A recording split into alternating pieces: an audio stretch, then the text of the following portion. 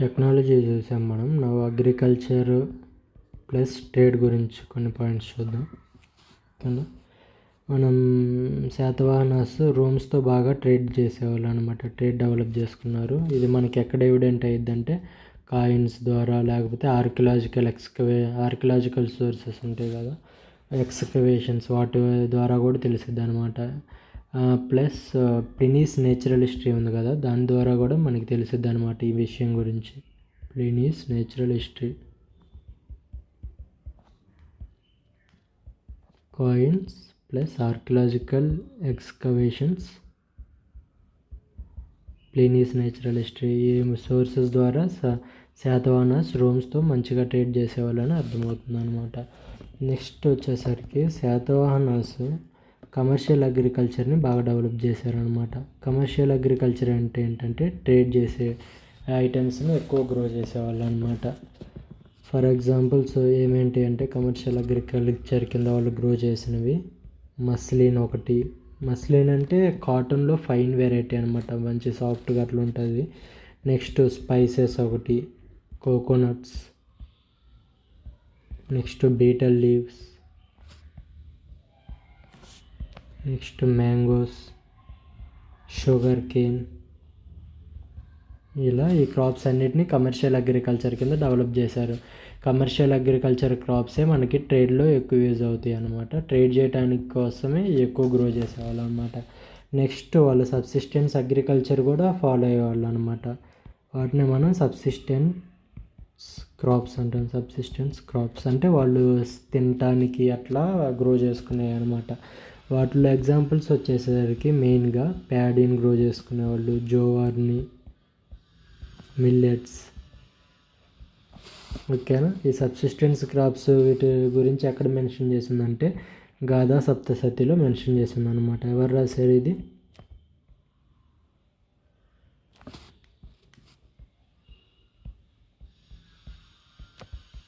సప్తశతి ఎవరు రాశారంటే హాలా రాశారనమాట. Okay. Next వీళ్ళు two types of irrigation sources ఉండేవన్నమాట శాతవాహన టైంలో. ఇరిగేషన్ సోర్సెస్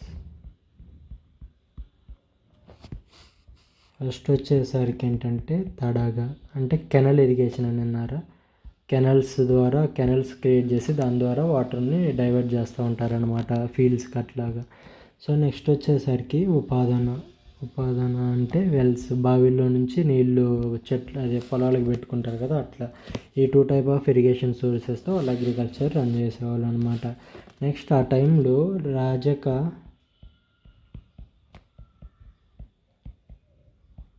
రాజకన్కేట ల్యాండ్స్ అనేవి ఉండేవి అనమాట ఆ టైంలో. అంటే ఏంటంటే ఈ ల్యాండ్స్ని డైరెక్ట్గా కింగ్సే ఓన్ చేసుకునేవాళ్ళు అనమాట. ఓకేనా. Lands directly owned by Kings.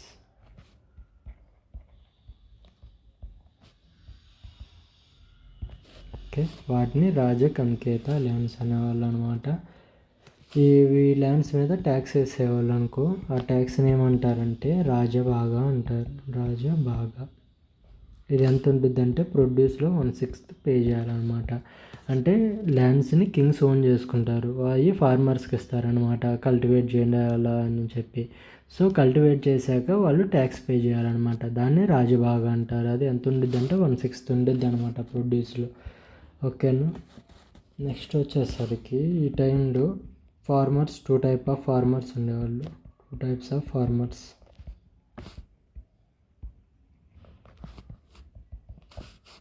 First వచ్చేసరికి హాలికాస్. వీళ్ళు ఎవరంటే స్మాల్ స్కేల్ ఫార్మర్స్ అంటారనమాట. Small scale farmers. ఓకేనా. నెక్స్ట్ గహపతీస్ ఉంటారు. వీళ్ళు landlords or richest farmers అనమాట వీళ్ళు. Okay. Two type of farmers ఉండేవాళ్ళు, హాలికాస్, గహపతీస్. హాలికాస్ అంటే స్మాల్ స్కేల్ ఫార్మర్స్ అనమాట. గహపతీస్ ఎవరంటే landlords or richest farmers అనమాట. అండ్ ఈ ట్యాక్స్ని రాజభాగ్యం అనేవాళ్ళు లేదా దేమేయము అనేవాళ్ళు అనమాట. ఏమేమి అనేవాళ్ళు? రాజభాగ్యం.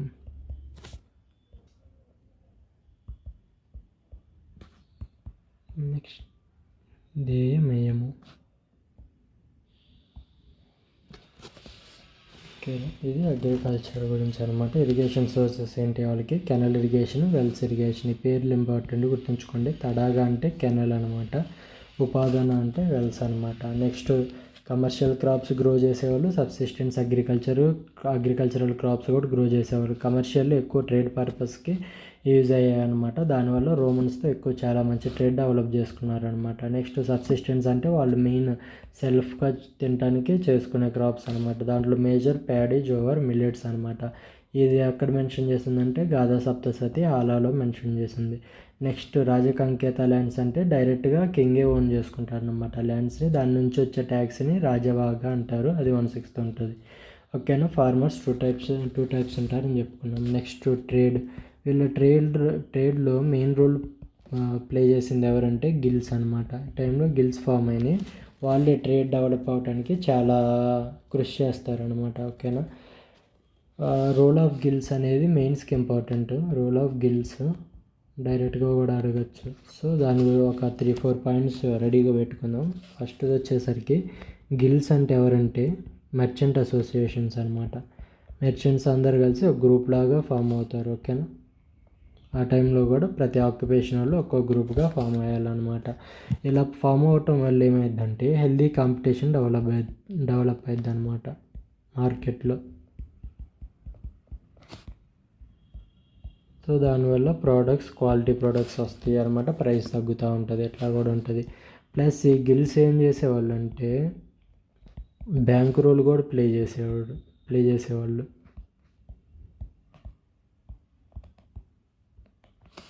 ఎలా అంటే డిపాజిట్స్ తీసుకునేవాళ్ళు, దాని మీద ఇంట్రెస్ట్ ఇచ్చేవాళ్ళు అనమాట, రిటర్న్స్ ఇచ్చేవాళ్ళు. గౌతమి బాలశ్రీ ఇన్స్క్రిప్షన్ రాసిందన్నాం మనం. గౌతమి బాలశ్రీ నాసిక్ ఇన్స్క్రిప్షన్ రాసింది. ఓకేనా. దీంట్లో ఒక మ్యాటర్ మెన్షన్ చేసింది. ఏంటిదంటే రిషభదత్త అనే అతను 12,000 కర్షపనాస్ని ఇన్వెస్ట్ చేశాడనమాట.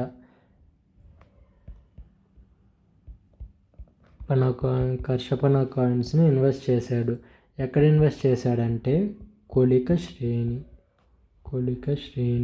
శ్రేణి అంటే గిల్ అనమాట. కొలిక అంటే ప్రొఫెషన్ ఉంది కదా, అది. వాళ్ళు ఒక గిల్లాగా ఫామ్ అయ్యారు. సో ఈ 12,000 కర్షపన కాయిన్స్ని ఈ గిల్లో ఇన్వెస్ట్ చేశాడనమాట. ఎవరు? రిషభదత్తుడు. ఇది ఎక్కడ మెన్షన్ చేసింది? గౌతమి బాలశ్రీ నాసిక్ ఇన్స్క్రిప్షన్లో మెన్షన్ చేసింది అనమాట. ఇలా ఇన్వెస్ట్ చేసిన దానికి రిషభదత్తుడికి 12% ఇంట్రెస్ట్ ఇచ్చారనమాట వీళ్ళు. సో ఏమని చెప్పుకున్నాం మనం? గిల్స్ అనేవాళ్ళు బ్యాంక్ రోల్ కూడా ప్లే చేసేవాళ్ళు. డిపాజిట్స్ తీసుకుంటారు, వాటికి ఇంట్రెస్ట్ని ఇస్తారనమాట. ఓకేనా. అదొక ఎగ్జాంపుల్. డైరెక్ట్గా చూడాలంటే నాసిక్ ఇన్స్క్రిప్షన్లో మనకు కనపడుతుంది. నెక్స్ట్ వచ్చేసరికి గిల్స్ ఈ డిపాజిట్ చేసుకున్న మనీని ఎక్కడెక్కడ ఇన్వెస్ట్ చేసేవాళ్ళు అంటే గిల్స్ ఇన్వెస్ట్ మనీ ఇన్ ఇన్ఫ్రాస్ట్రక్చర్ని డెవలప్ చేయడంలో చాలా యూజ్ చేసేవాళ్ళు అనమాట. లైక్ కెనల్స్ని కట్టడంలో కానీ, వెల్స్ని కట్టడంలో కానీ, ఓకేనా, రోడ్స్ వేయటంలో, ఆర్కిటెక్చర్ డెవలప్ చేయడంలో, వీటిలో ఇన్వెస్ట్ చేసేవాళ్ళు ఆ డిపాజిట్స్ని. నెక్స్ట్ వచ్చేసరికి ఈ గిల్సే ప్రైజెస్ని డిటర్మైన్ చేస్తాడనమాట. మార్కెట్లో ఈ కమోడిటీ ప్రైస్ ఎంత ఉండాలి, ఇది ఎంత ఉండాలని ఎవరు డిసైడ్ చేసేవాళ్ళు అంటే గిల్సే చేసేవాళ్ళు అనమాట. ఓకేనా.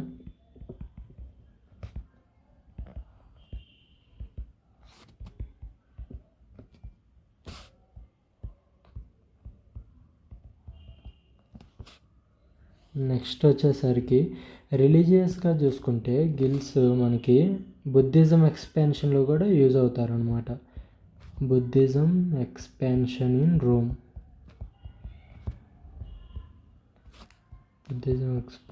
సో ఓకే, గిల్స్ అనేవాళ్ళు ఇంపార్టెంట్ రోల్ ప్లే చేస్తారనమాట బుద్ధిజంని ఎక్స్పాండ్ చేయటము రోమ్ వరకు. సో ఇది రిలీజియస్ యాంగిల్. ఇది ఎకనామిక్ యాంగిల్లో చూసుకుంటే మనం ప్రైజెస్ని డిసైడ్ చేసేది గిల్సే. ప్లస్ డిపాజిట్స్ తీసుకొని ఆ మనీని ఇన్ఫ్రాస్ట్రక్చర్ డెవలప్ చేయడంలో యూజ్ చేసేది వీళ్ళే అనమాట. నెక్స్ట్ వచ్చేసరికి ఈ శాతవాహన టైంలో ట్రేడ్ డెవలప్ అవ్వాలన్నా ఏ ట్రేడ్ అయినా ఫ్లరిష్ అవ్వాలంటే ఆ టైంలో పోర్ట్స్ చాలా కీ రోల్ ప్లే చేస్తాయి అన్నమాట. పర్టికులర్గా ఇంటర్నేషనల్ ట్రేడ్ డెవలప్ అవ్వాలంటే. సో మన శాతవాహనాస్కి రోమ్తో మంచి ట్రేడ్ సంబంధాలు ఉన్నాయి. సో దానికోసం పోర్ట్స్ కావాలి. సో శాతవాహనాస్కి ఆ టైంలో ఏ పోర్ట్స్ ఉన్నాయో మనం తెలుసుకుందాం. ఇది పోర్ట్స్ గురించి ఎక్కడ మెన్షన్ చేసిందంటే పెరిప్లస్ ఆఫ్ ఎరిత్రియన్సీ మన సోర్సెస్లో కూడా చూసుకున్నాం. ఇది పోర్ట్స్, ఇండియాలో పోర్ట్స్ గురించి చెప్పింది, ప్లస్ శాతవాహన టైంలో ఆ కింగ్డమ్లో ఉన్న పోర్ట్స్ గురించి కూడా మెన్షన్ చేసి ఉండిద్ది. అలా కొన్ని ఇంపార్టెంట్ పోర్ట్స్ చూద్దాం. మసూలీపట్నం పోర్ట్ ఒకటి అనమాట. పట్నం ఆర్ మైసోలియా కూడా అంటారు, మైసోలియా.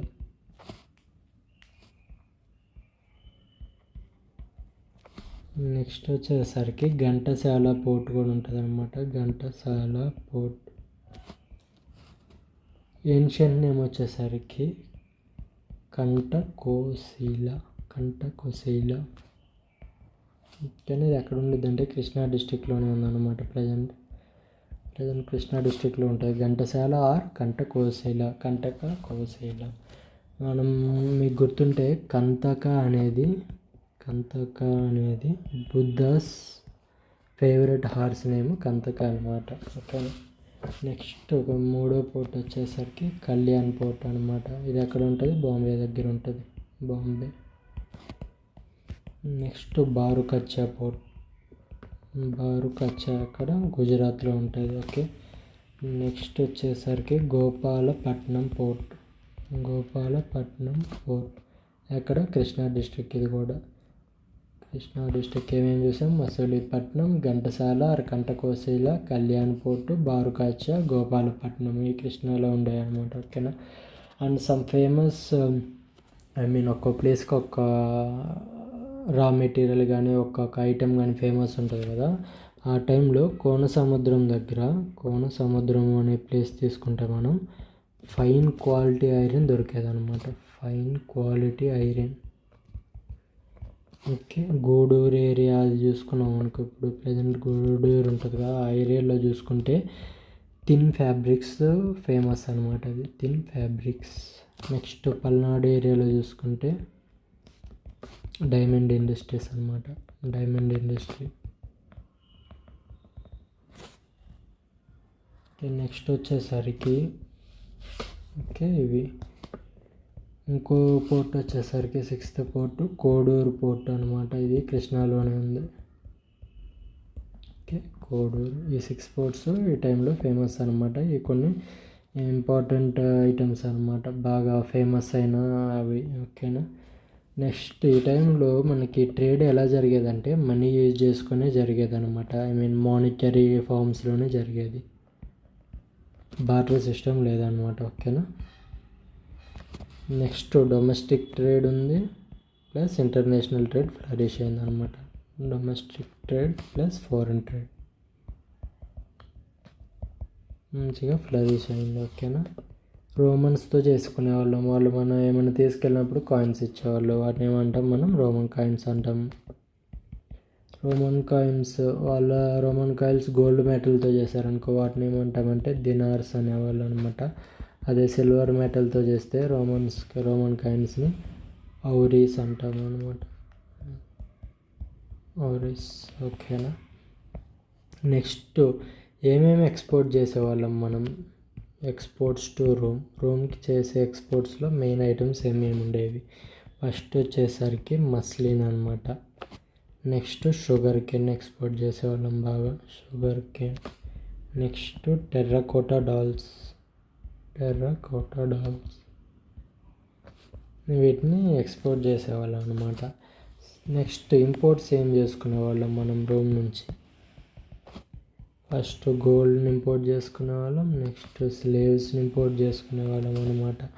ఇదంతా ఎక్కడ మెన్షన్ చేసిందంటే ప్లినీస్ నేచురల్ హిస్టరీలో మెన్షన్ చేసింది అనమాట. ప్లినీస్ నేచురల్ హిస్టరీ. ఓకేనా.